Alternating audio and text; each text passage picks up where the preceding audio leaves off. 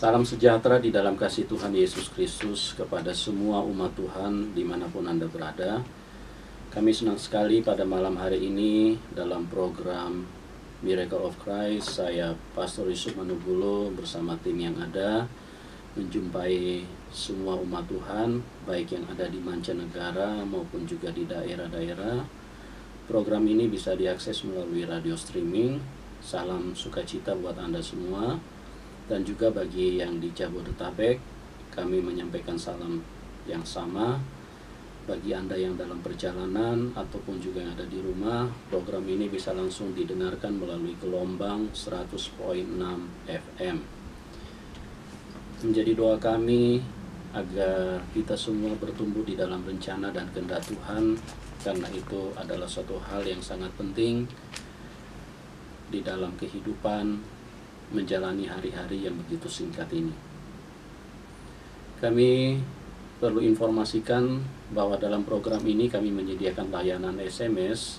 Anda bisa menghubungi di nomor 0852 1247 5667. Kami ulangi untuk layanan SMS 0852 1247 5667. Atau Anda juga bisa bergabung di PIN BB 2979 B275. Kami ulangi, Anda bisa bergabung di PIN BB 2979 B275. Untuk format, kami sangat berharap untuk mencantumkan minimal nama, karena itu penting identitas untuk komunikasi kita. Dan kami juga perlu ingatkan bahwa nomor 0852 1247 5667 hanya diperuntukkan untuk SMS. Jadi dimohon Anda tidak menelpon ke situ. Jika ada pertanyaan yang penting atau sesuatu yang mungkin Anda ingin komunikasikan, tolong sampaikan dulu lewat SMS atau lewat BB. Jika kami merasa perlu untuk ditindaklanjuti, maka kami akan memberikan nomor yang Anda bisa menghubungi untuk dapat berkomunikasi secara langsung. Puji Tuhan, pada malam hari ini kita akan melihat hal-hal yang luar biasa di dalam Tuhan. 2 hari yang lalu kami sempat ngelayat ada seseorang yang meninggal, dan menurut keterangan bahwa sebelumnya mau dimasukkan ke rumah duka Jelambar Angke, tapi ternyata di situ full dan tidak ada tempat yang kosong. Ya, akhirnya dibawa ke rumah duka Heaven, dan di situ juga rupanya sangat padat, dan puji Tuhan masih ada tempat satu. Dan dari keterangan seperti ini menunjukkan bahwa kematian yang menghampiri manusia itu sangat, istilah umumnya sangat antusias, dan bagaimana kerasnya roh-roh kematian itu menyerang kehidupan manusia. Apa jadinya jikalau seseorang tidak ada di dalam Tuhan Yesus, atau mungkin dia sudah percaya Tuhan Yesus tapi dia tidak bertobat? Ini adalah merupakan suatu hal yang sangat tragis dan yang sangat memilukan, karena akan terhilang untuk selama-lamanya.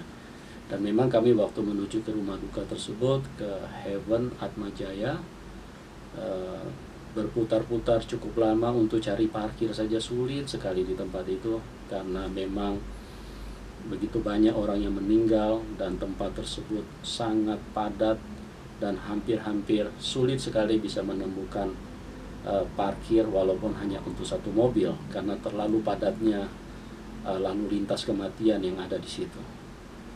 Ya, Bapak Ibu yang dikasihi Tuhan, sebagai hamba Tuhan kami ingin mengingatkan, mari persiapkan diri kita, siapapun Anda, kita persiapkan diri kita sebaiknya, karena yang namanya kematian tidak pernah memberitahu terlebih dahulu, dan datangnya itu sangat pasti. Ini yang kita perlu pikirkan di dalam kehidupan ini. Orang yang meninggal itu dari pagi sampai sore masih melakukan kegiatan yang normal, tetapi tiba-tiba dia kena serangan jantung dan dalam hitungan waktu menit dia tidak tertolong. Ini yang perlu kita pikirkan, bahwa yang namanya kematian itu adalah sesuatu yang sangat dekat dengan manusia. Bukan hanya sangat dekat, sesuatu yang sangat pasti, ya. Kalau yang namanya manusia terlahir ke dalam dunia ini, yang namanya kematian juga itu adalah sesuatu yang pasti. Kalau kita sekolah, mungkin bercita-cita untuk menjadi sarjana, itu belum pasti. Karena seiring waktu berjalan belum tentu orang itu bisa sampai ke sarjana. Kalau seseorang ingin jadi direktur mendirikan perusahaan, itu juga belum pasti. Tetapi kalau yang namanya kematian itu pasti. Sesuatu yang tidak mungkin terlewatkan buat setiap manusia. Itu sebabnya Tuhan datang 2000 tahun yang lalu, karena Tuhan tahu bagaimana ngerinya manusia kalau mengalami kematian itu. Tuhan datang untuk membebaskan kita dari kematian, melepaskan kita dari kematian, memindahkan kita dari kematian, supaya setiap orang yang percaya di dalam Tuhan Yesus Kristus, kita mengalami kehidupan seperti yang Tuhan telah kerjakan dengan begitu susah payah, menebus dosa setiap manusia yang ada di bawah kolong langit ini. Cuman yang disayangkan kalau manusia tidak mau percaya dan manusia tidak mau bertobat. Ini yang sangat disayangkan buat kehidupan manusia. Dan pada malam hari ini saya digerakkan Tuhan untuk menjawab pertanyaan-pertanyaan yang cukup banyak masuk ke nomor layanan interaktif kami, baik itu SMS maupun BB. Dan ada beberapa pertanyaan yang saya merasa penting untuk dijawab, karena hal ini adalah sesuatu yang cukup banyak. Yang pertama, cukup banyak pertanyaan yang modelnya sama seperti ini, dan yang kedua, ini adalah hal yang perlu untuk dijawab. Ya, saya coba jawab yang penting-penting. Dan yang pertama, pertanyaannya itu adalah, apakah orang yang percaya kepada Tuhan Yesus itu bisa masuk surga sekalipun mereka masih hidup di dalam dosa? Pertanyaan ini cukup banyak masuk ke layanan interaktif kami, dan ini juga merupakan satu fenomena dan juga menjadi satu pembahasan bagi banyak hamba Tuhan. Dan yang kalau kita perhatikan, seringkali belakangan ini ada yang dikenal dengan pengajaran tentang hyper grace, kasih karunia yang berlimpah-limpah. Dan itu yang membuat beberapa kalangan atau beberapa kelompok yang menyatakan yang penting kita percaya Tuhan Yesus, sekalipun kita masih jatuh bangun di dalam dosa, kita tetap bisa pulang ke surga. Nah, kita akan lihat dari versi kebenaran apakah pernyataan-pernyataan seperti ini adalah sesuatu yang memiliki kebenaran atau memiliki dasar firman Tuhan, atau hanya sekedar sebuah penyampaian tanpa didasari dengan pengertian yang benar dari firman Tuhan. Dan juga pertanyaan yang menarik seperti ini, bahwa dikatakan ada yang banyak bertanya, Pak, kenapa orang Kristen itu beribadahnya hari Minggu? Sedangkan kalau di Alkitab, ibadah yang dilakukan oleh bangsa Israel itu pada hari Sabat. Dan hari Sabat itu adalah kalau didudukan dengan kalender internasional itu jatuh pada hari Sabtu. Tapi kenapa ya kok orang Kristen ataupun Katolik kok beribadahnya di hari Minggu? Kenapa tidak ikut di hari Sabat, hari Sabtu? Nah, ini juga pertanyaan yang cukup banyak masuk, dan saya pikir ini juga perlu untuk dijawab. Dan jika memungkinkan saya akan jawab juga sekalian tentang kenapa orang Kristen kok beribadahnya di hari Minggu, bukan di hari Sabtu, bukan hari Sabat. Jadi kita akan lihat kebenaran-kebenaran firman Tuhan, karena Alkitab itu yang menjawab. Ya, firman Tuhan atau Alkitab itu harus diterjemahkan oleh kekuatan Roh Kudus.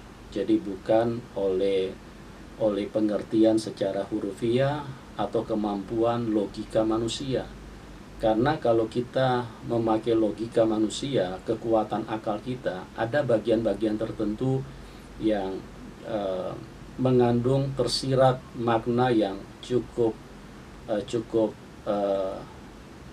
dalam, tetapi yang dilihat itu hanya kulit permukaan. Ya, salah satunya ya seperti tadi, ya, hypergrace, kasih karunia. Sekalipun orang itu berdosa, tetap yang namanya dia percaya Tuhan Yesus, pasti dia selamat. Ya, kalau konteksnya seperti ini celaka semua. Karena apa? Karena setan saja bukan hanya percaya kepada Tuhan Yesus, setan itu gemetar kalau lihat Tuhan Yesus.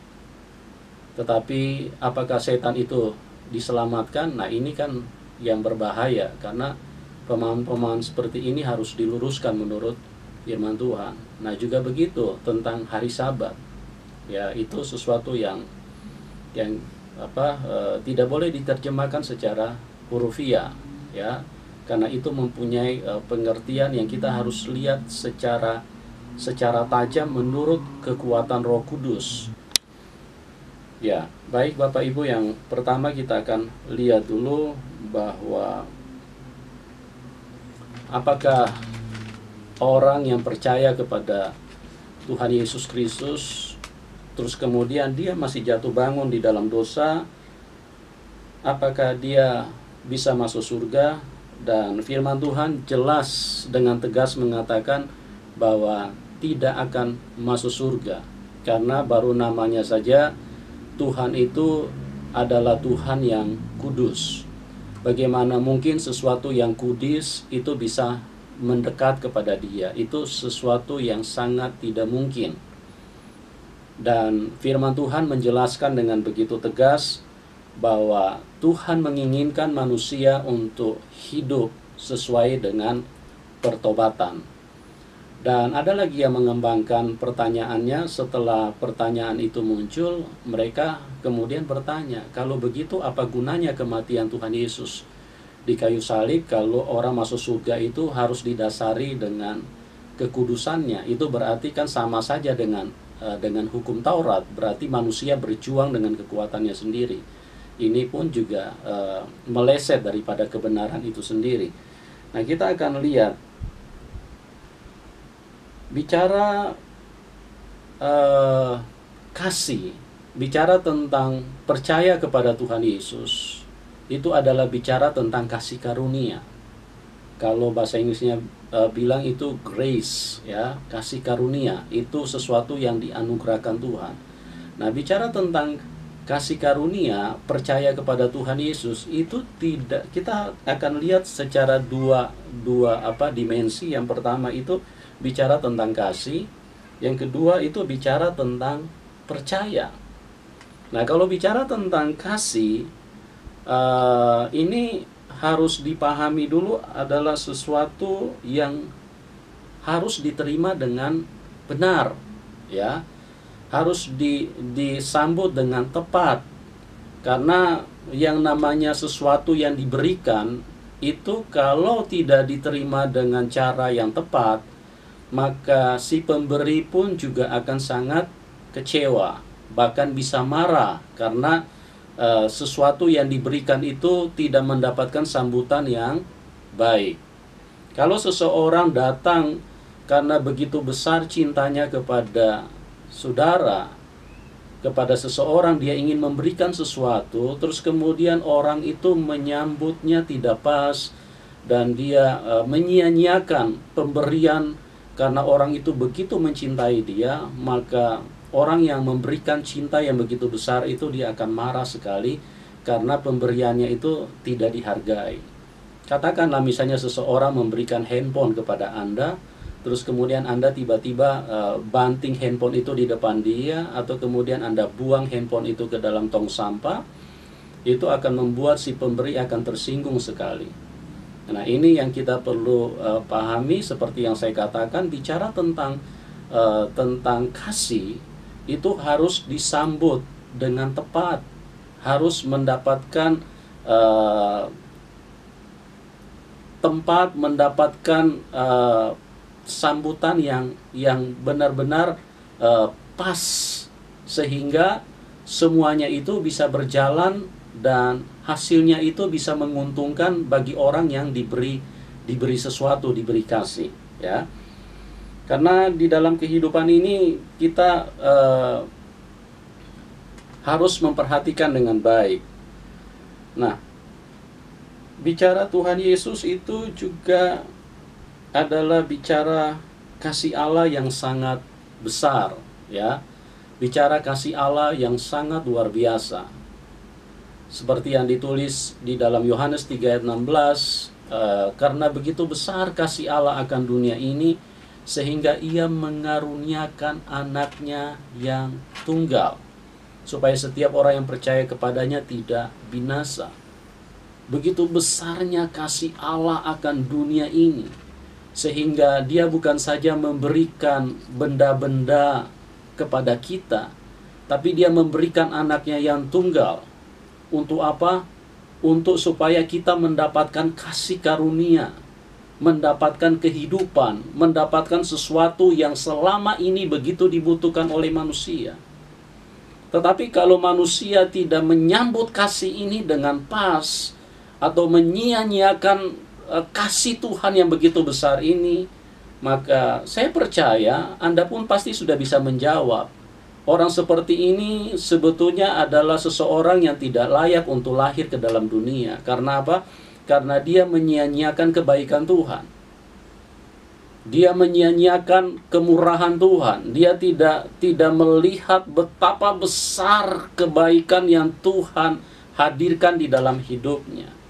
Nah, kalau disambut, itu artinya maka kita harus mengerti bahwa sambutan itu artinya kita benar-benar menghargai kebaikan Tuhan, kita menghargai perbuatan Tuhan, dan artinya kalau kita menghargai, itu berarti kita harus bertobat. Kita harus meninggalkan cara hidup yang lama. Dan kita tidak bisa dibenarkan sedikit pun untuk berkata, yang penting saya sudah percaya Tuhan Yesus. Seperti yang saya katakan, jangankan Anda, setan itu bukan hanya percaya. Setan setiap kali berjumpa dengan Tuhan itu gemetar mereka, dan mereka sangat takut. Mereka sangat percaya kepada Tuhan. Kalau kita hanya berdasarkan kita percaya kepada Tuhan, terus kemudian kita masih hidup di dalam dosa, saya ingin katakan bahwa Anda tidak percaya Tuhan. Kalau Anda percaya Tuhan Yesus, berarti Anda percaya firman-Nya. Anda percaya perkataannya, Anda percaya perintahnya, Anda percaya sesuatu yang keluar dari mulutnya. Dan Tuhan waktu datang, Dia dengan berulang-ulang menyampaikan bahwa kita harus bertobat. Kita harus tinggalkan kehidupan lama. Kita harus diputuskan ikatan dengan kuasa dosa, dengan kuasa kegelapan. Itu baru namanya kita percaya kepada Dia. Karena Dia bersuara, Dia berfirman seperti itu, Dia menyampaikan pesan seperti itu untuk kita meninggalkan kehidupan lama. Dan ini yang kedua, saya katakan bahwa bicara tentang percaya kepada Tuhan Yesus itu bicara tentang pertobatan. Artinya pertobatan kita terlepas dari kehidupan lama. Kita putus, kita berpisah dengan kehidupan lama. Kita keluar dari kehidupan lama dan kemudian menuju kepada kehidupan baru. Ini baru yang namanya percaya kepada Tuhan. Kalau seandainya kita cuma bilang percaya, maka kita masih hidup di dalam dosa. Sebetulnya Anda sementara menghina Tuhan, Anda sementara melecehkan Tuhan, Anda sementara tidak menghargai Tuhan, dan Anda juga sementara melawan Tuhan, karena Tuhan tidak pernah berkata bahwa kita dibenarkan untuk hidup di dalam dosa. Artinya sesuatu yang Tuhan katakan untuk kita lepas dari dosa, tapi kita tetap lakukan, itu kan sama saja dengan kita melawan Tuhan. Bagaimana bisa dikatakan kita percaya kepada Tuhan Yesus? Bagaimana kita bisa dikatakan bahwa kita ini orang Kristen? Terus bagaimana yang namanya kita ini dikatakan bahwa kita bisa masuk surga kalau kita hidup seperti itu? Dan kita lihat beberapa kali Tuhan berkata tentang bagaimana kita dipanggil untuk bertobat. Ya, kita perhatikan di dalam Markus pasal yang pertama, ayat 14 dan 15. Di situ apa kata firman Tuhan? Sesudah Yohanes ditangkap, datanglah Yesus ke Galilea memberitakan Injil Allah. Katanya, waktunya telah genap. Kerajaan Allah sudah dekat, bertobatlah dan percayalah kepada Injil. Iya, bertobatlah dan percayalah kepada Injil. Artinya bertobat itu kegiatan kita di dalam hidup ini. Dan Tuhan katakan bertobat, lepaskan, tinggalkan itu. Itu perintah, itu yang keluar dari mulut Tuhan. Nah, kalau kita berkata kita percaya kepada Tuhan terus kemudian kita masih melakukan itu, apanya yang kita percaya? Apanya yang kita percaya? Kita percaya siapa di sini? Kita percaya setan apa percaya Tuhan? Kalau kita percaya kepada perkataan Tuhan, kita harus dengar perkataannya. Allah itu firman, pada mulanya Allah. Pada mulanya firman, dan firman bersama-sama dengan Allah, dan firman itu adalah Allah. Dan kita harus percaya kepada Dia, kita percaya kepada firman-Nya, percaya kepada perkataannya. Jadi sama sekali tidak bisa dibenarkan kalau kita berkata kita orang Kristen, tapi kita masih hidup di dalam dosa. Apalagi bilang nanti, apakah orang seperti ini masuk surga? Sudah pasti, saudaraku, bukan saya yang menjawab, tapi firman Tuhan yang menjawab. Orang seperti ini sebetulnya bukan hanya tidak pantas untuk masuk surga, sebetulnya tidak pantas untuk dilahirkan. Karena Tuhan bilang, orang seperti ini seharusnya ditenggelamkan dengan batu yang diikat di lehernya, kemudian ditenggelamkan di dalam laut. Artinya orang seperti ini seharusnya tidak boleh kelihatan. Karena sungguh orang-orang seperti ini adalah orang-orang yang merendahkan Tuhan. Dia tidak pernah menghargai perkataan Tuhan, dia tidak pernah mengindahkan apa kebaikan Tuhan, pemberian Tuhan, anugerah Tuhan. Tuhan mati dengan begitu mengerikan buat dia, supaya dia bisa diselamatkan dari penghukuman, supaya dia bisa dibebaskan daripada kengerian ini, tapi dia tetap terus berbuat dosa. Dan ini sesuatu yang sangat disayangkan kalau orang Kristen yang masih terus mau hidup di dalam dosa. Jadi firman Allah yang menjawab, orang yang seperti ini artinya orang yang tidak akan pernah bisa berdiri di hadirat Tuhan. Siapakah yang bisa naik ke gunung Tuhan? Orang yang suci hatinya, orang yang bersih tangannya, orang-orang yang benar-benar menghargai kebaikan Tuhan. Jadi bukan hanya karena kita pengen hidup kudus, tapi kita benar-benar timbal balik. Kita respon. Kita benar-benar melihat bahwa Tuhan punya kebaikan ini luar biasa. Sesuatu yang begitu mahal, sesuatu yang begitu berharga, Tuhan berikan, Tuhan karuniakan kepada kita. Masa sih iya kita masih hidup di dalam kehidupan lama? Masa iya sih kita masih gandeng setan di tangan kita? Masa iya sih kita masih gandeng setan di mulut kita? Ini tidak mungkin. Sesuatu yang tidak akan bisa ada kebenarannya di situ. Kalau Anda masih mau terus berbuat dosa dan Anda berkata bahwa saya bisa masuk surga, Anda keliru. Anda keliru sekali, ya.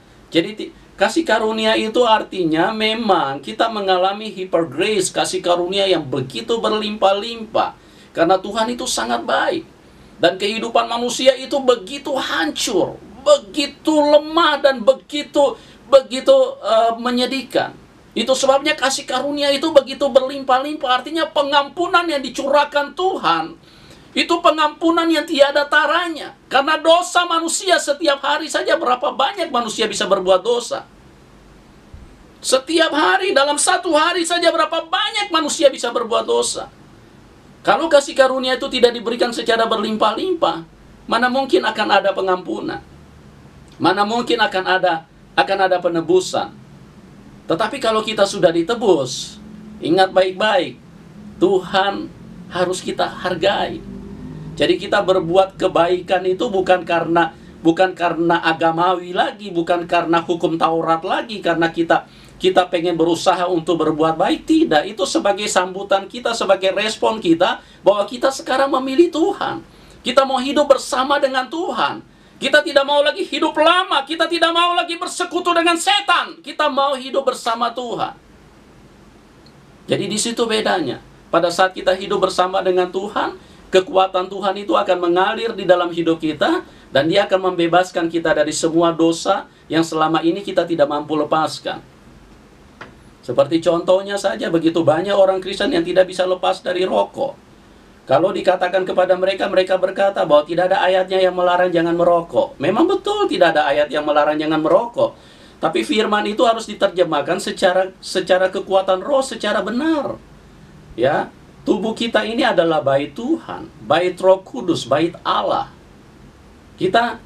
Apakah kita diberi kesehatan kepada Tuhan, diberi kesehatan oleh Tuhan kepada kita? Apakah kemudian kita menghina kebaikan Tuhan, terus kemudian kita rusak, kita masukin racun asap di dalam tubuh kita, dan kita menganggap itu sesuatu yang biasa saja, bisa ditolerir? Kan nggak apa-apa, banyak juga orang yang merokok kok, banyak juga orang Kristen yang merokok, bahkan ada pendeta yang merokok. Kita tolerir, kita bisa membela itu di hadapan Tuhan. Kita bisa mengatakan bahwa ini tidak masalah. Anda keliru sekali, Anda buta. Anda dibutakan setan, Anda dikuasai kuasa kegelapan. Kalau Anda punya pikiran seperti itu. Kesehatan Tuhan kasih. Masa kita hancurkan kebaikan Tuhan? Kita rusak.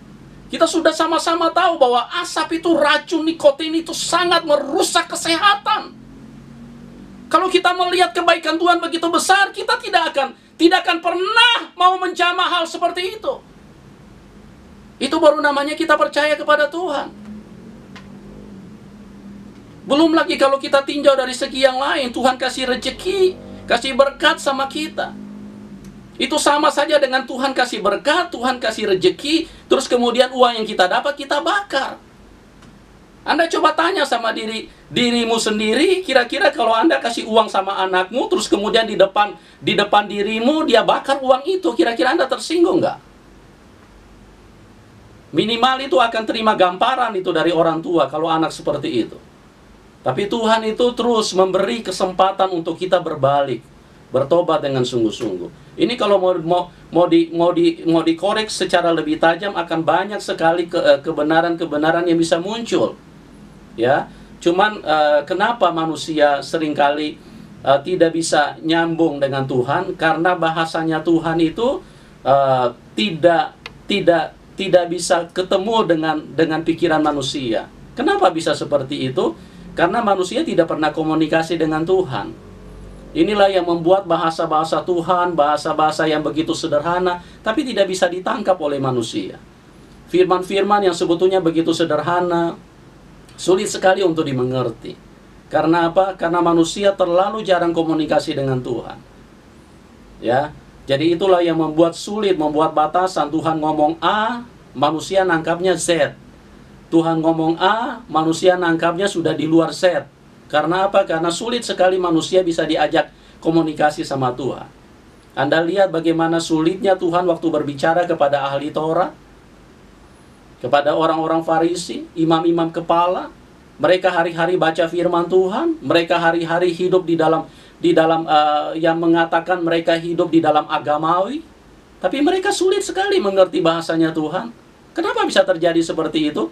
Karena mereka tidak pernah berkomunikasi dengan Tuhan. Mereka hanya berkomunikasi dengan huruf. Dengan huruf-huruf yang ada, yang tertulis di dalam kitab. Itu saja yang mereka komunikasi, mereka baca. Nah, model-model seperti ini sebentar saja sudah dipelintir sama setan ini. Udah lari miring semua nanti. Disangka lurus, ujungnya menuju maut. Mereka hanya berkomunikasi dengan huruf. Mereka tidak berkomunikasi dengan Tuhan. Jadi sebetulnya hal-hal seperti ini kita perlu luruskan mari kita terus bergantung kepada kekuatan roh agar kebenaran-kebenaran firman itu bisa muncul di dalam hidup kita. Ya, nanti kita akan lanjut, dan pada saat ini kita dengar dulu sebuah pujian yang akan memberkati kita semua. Bapak Ibu yang diberkati Tuhan, layanan interaktif kita di SMS Anda bisa hubungi di 0852 1247 5667. Kami ulangi untuk layanan SMS di 0852 1247 5667, atau Anda bisa bergabung di PIN BB 2979B275 2979B275. Ya, untuk format mohon mencantumkan minimal nama, karena itu penting untuk komunikasi kita. Ya, kita lanjut bahwa apa yang Tuhan inginkan setelah kita diselamatkan, kita setelah diberi kasih karunia Tuhan, Tuhan ingin kita benar-benar menghargai, ya. Tuhan ingin kita meresponi dengan tepat, ya. Kalau orang dunia saja kalau diberi sesuatu itu minimal ada say thank you atau ucapan terima kasih, atau pemberian itu digunakan dengan benar sesuai dengan harapan si pemberi. Nah, kalau Tuhan memberikan kebaikan, kasih karunia yang berlimpah-limpah, terus kemudian kita pakai, kita lempar ke dalam lumpur, kita masukin ke dalam lumpur. Nah, Tuhan pernah berkata bahwa tidak layak memberikan mutiara kepada babi, membuang mutiara kepada babi. Karena babi itu sekalipun dia dimandiin 1 hari 7 kali, disemprot parfum dari Paris, tetap aja dia begitu habis disemprot parfum, dia langsung cari lumpur lagi. Nah, apakah manusia, apakah orang Kristen seperti ini?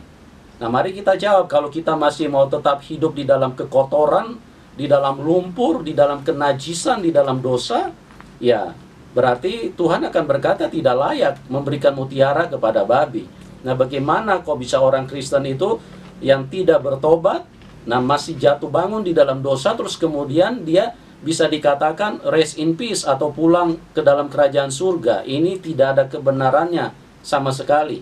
Maaf ya Bapak Ibu, bukan saya menghakimi Anda, tetapi ini firman Tuhan yang menjawab, karena ini pertanyaan cukup banyak dan ini juga menggelisahkan cukup banyak orang Kristen. Jadi saya harus menjawab sesuai dengan kebenaran, karena firman Tuhan itu adalah jawaban. Kita harus perhatikan baik-baik bahwa apa yang tertulis seperti yang pernah terjadi di dalam Yohanes pasal yang kedua, bagaimana Tuhan Yesus pada waktu itu ayat 12-16, dia marah sekali karena imam-imam kepala pada waktu itu mengizinkan di bait Allah itu ada penukar-penukar uang, dan mengizinkan terjadi transaksi jual beli domba, jual beli binatang di situ. Dan ini menunjukkan bahwa Tuhan sangat tidak ingin sesuatu yang begitu mulia, begitu kudus, sesuatu yang begitu suci, terus dikotori dengan hal-hal yang begitu menjijikkan. Dan Tuhan marah sekali, sampai pada waktu itu Tuhan bertindak. Dan menurut ukuran manusia mungkin orang akan berkata bahwa Tuhan ini sepertinya sudah kesetanan. Ya, itu terserah mau tanggapan imam kepala seperti itu, tapi itulah yang terjadi. Dan ini harus kita mengerti sebagai orang Kristen, bagaimana kerasnya Tuhan itu menentang kenajisan yang akan menyentuh kehidupan kekudusan. Dan Tuhan itu tidak akan pernah bisa seperti itu. Tuhan berkata bahwa terang dengan gelap tidak bisa bersatu. Jadi Anda jangan coba-coba kalau berkata Anda hidup di dalam terang, Anda percaya Tuhan, Anda orang Kristen, Anda orang yang berseru kepada Tuhan, terus kemudian Anda hidup di dalam dosa, Anda hidup dalam kegelapan. Mana ada ceritanya? Ini sangat tidak bisa.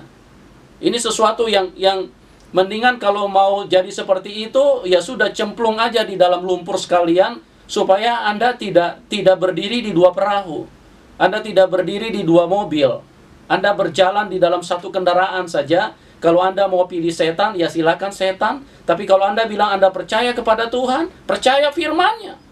Percaya kepada perkataannya, percaya kepada perintahnya, dan percaya kepada kasih sayang Tuhan, kebaikan Tuhan. Bertobat, kata Tuhan. Bertobatlah.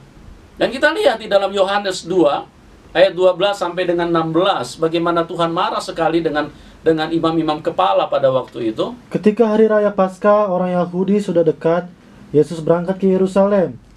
Dalam bait suci didapatinya pedagang-pedagang lembu, kambing domba, dan merpati, dan penukar-penukar uang duduk di situ.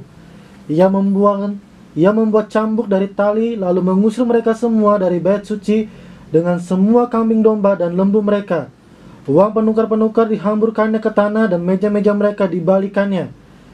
Kepada pedagang-pedagang merpati ia berkata, "Ambil semuanya ini dari sini, jangan kamu membuat rumah Bapakku menjadi tempat berjualan." Iya, menjadi tempat berjualan. Di bagian lain menjadi sarang penyamun, menjadi sarang kejahatan. Dan Tuhan itu sangat marah. Dia sama sekali tidak bisa bertoleransi dengan yang namanya dosa. Kalau yang namanya kita dikuduskan, kalau yang namanya kita dibawa kepada kemuliaan, itu Tuhan mau supaya kita benar-benar menjaga, kita menghargai, menyambut dengan sungguh-sungguh. Dan jangan beri tempat kepada kuasa kegelapan untuk mengotori hal seperti itu. Dan kita sudah seharusnya untuk bertobat. Dan itu harga mati, tidak bisa ditawar, bro. Tidak bisa ditawar, om. Tidak bisa ditawar, ini harga mati. Kalau kita percaya Tuhan Yesus, kita harus bertobat. Harus tinggalkan hidup lama. Dipisah dari kehidupan kegelapan. Itu baru namanya percaya Tuhan Yesus. Kalau kita masih hidup di dalam dosa, kita nggak percaya Tuhan Yesus, kita menghina Tuhan Yesus. Nah, orang-orang seperti ini apakah bisa masuk ke dalam kerajaan surga? Saya tidak usah jawab, Anda sendiri bisa jawab sekarang. Bagaimana Tuhan benar-benar menghendaki supaya kita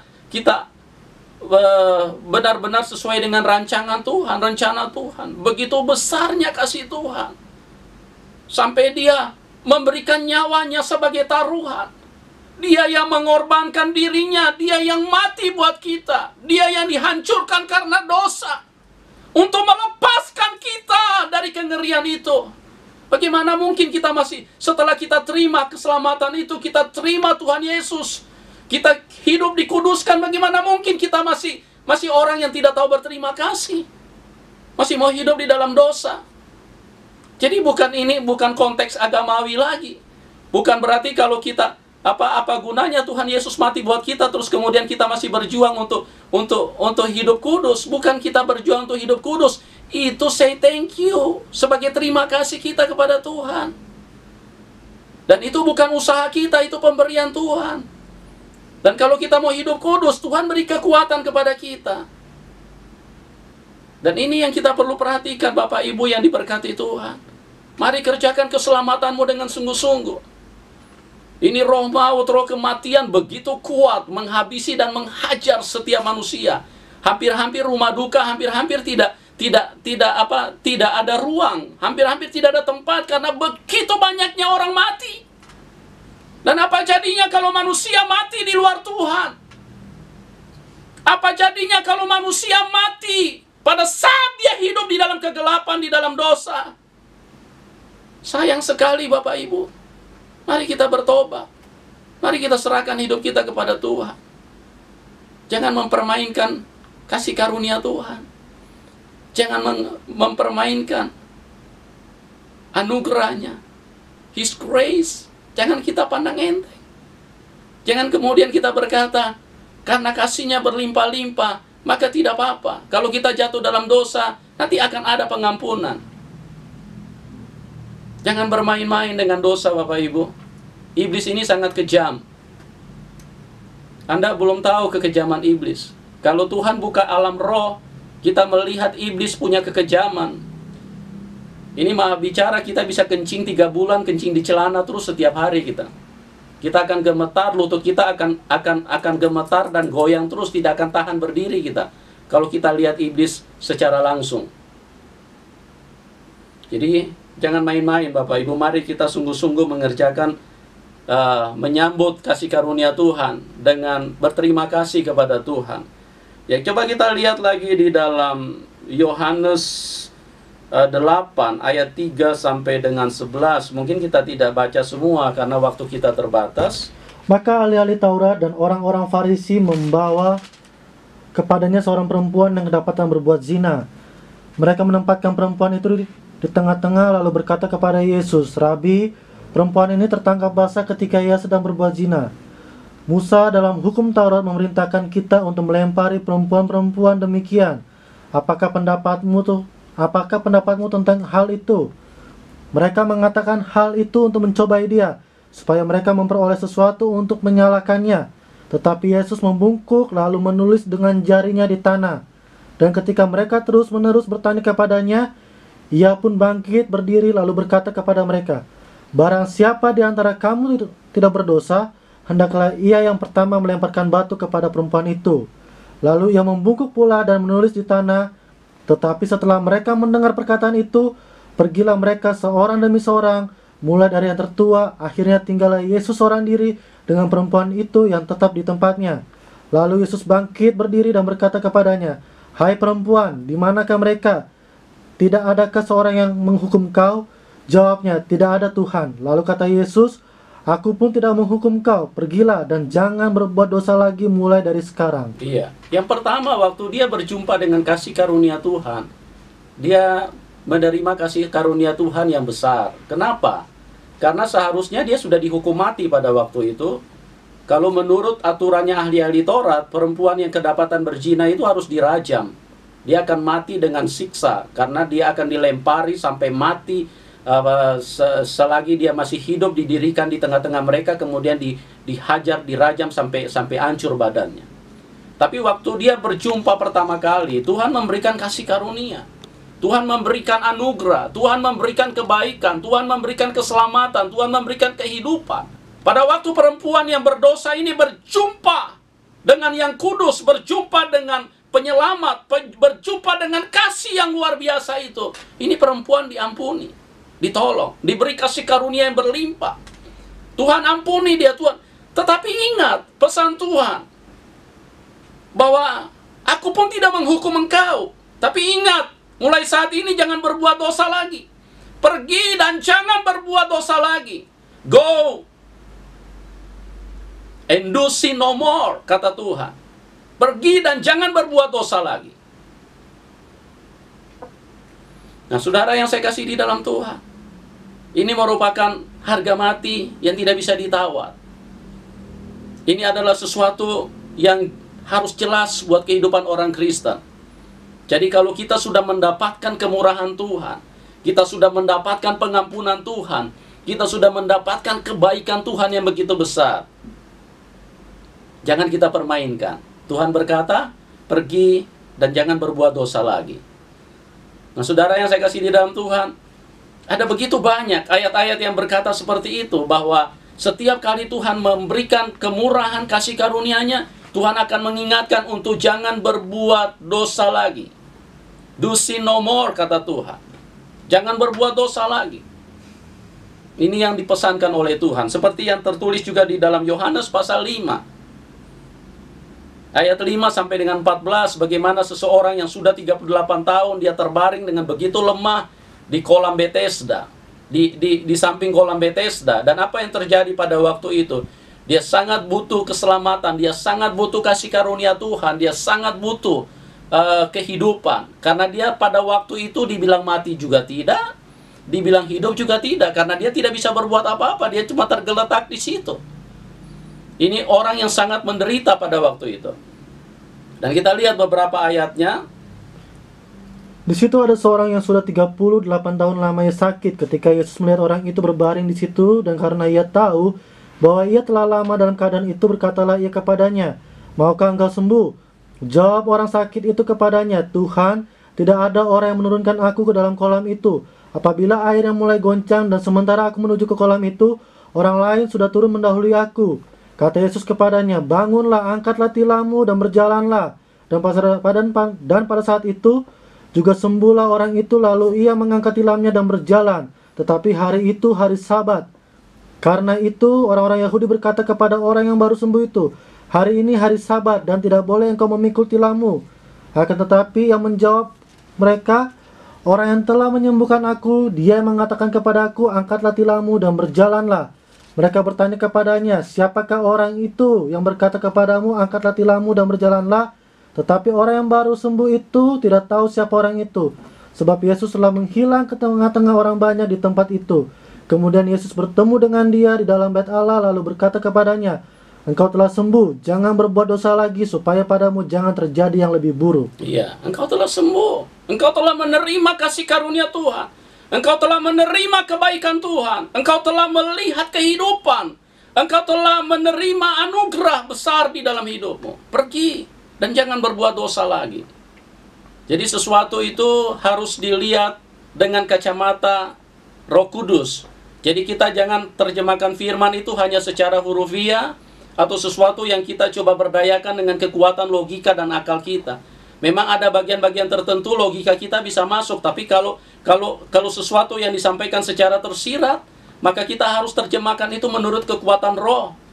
Sebetulnya walaupun itu sesuatu yang kelihatannya sesuatu yang biasa saja, semua harus diterjemahkan secara roh, baru bisa keluar kebenarannya.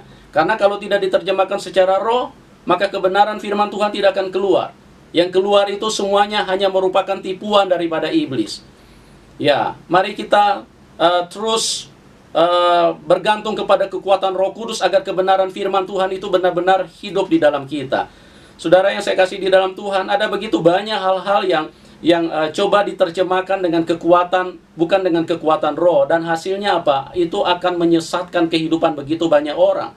Sama seperti salah satunya yang saya katakan beberapa waktu lalu, seperti penyampaian tentang Yahweh.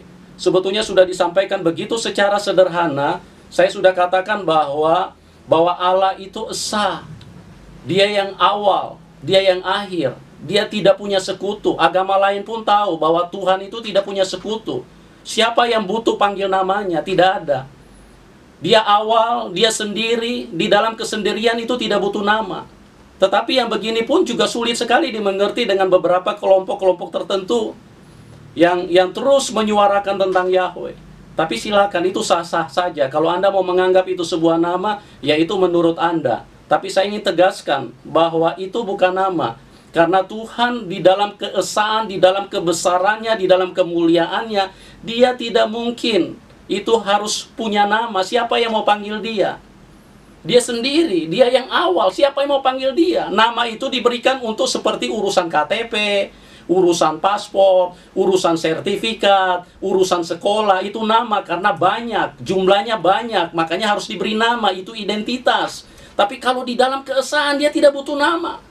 Kenapa dia butuh nama? Nanti pada saat dia turun ke dalam dunia karena dia menjadi manusia. Itu baru dia butuh nama. Itulah namanya Yesus Kristus. Tetapi kelompok-kelompok seperti ini terus ngotot akan bertahan dengan seperti itu. Ya silakan. Itu pemahaman Anda. Tetapi hal-hal yang begini sebetulnya begitu sederhana. Kalau kita terjemahkan menurut kekuatan roh, sebetulnya kita bisa mengerti. Anak sekolah minggu pun juga kalau dijelaskan seperti ini pun bisa nangkap kok. Bahwa nama itu tidak dibutuhkan dalam keesaan. Saya pun juga kalau lagi sendiri tidak butuh nama, karena tidak akan ada yang panggil-panggil saya. Masa ada? Memang ya sekarang saya katakan seperti kalau kita lihat di dalam Alkitab, ada yang namanya El Shaddai, Adonai, Elohim, ada yang sebut Yahweh, ada yang disebut Tuhan. Yang namanya yang mana? Itu semua gelar, bos. Ya. Jadi inilah firman Tuhan itu begitu sederhana, tetapi seringkali dicoba terjemahkan dengan kekuatan logika. Akhirnya nanti munculnya bikin bingung banyak orang, bikin bingung diri sendiri. Ya Bapak Ibu, mari kita terus maju di dalam Tuhan. Dan kebenaran-kebenaran, pertanyaan-pertanyaan, puji Tuhan, saya coba akan jawab. Yang saya lihat penting, saya akan jawab satu-satu. Dan pada malam hari ini kita sudah tahu bahwa kasih karunia Tuhan itu jangan dipermainkan. Ya, Tuhan Yesus memberkati kita semua. Amin.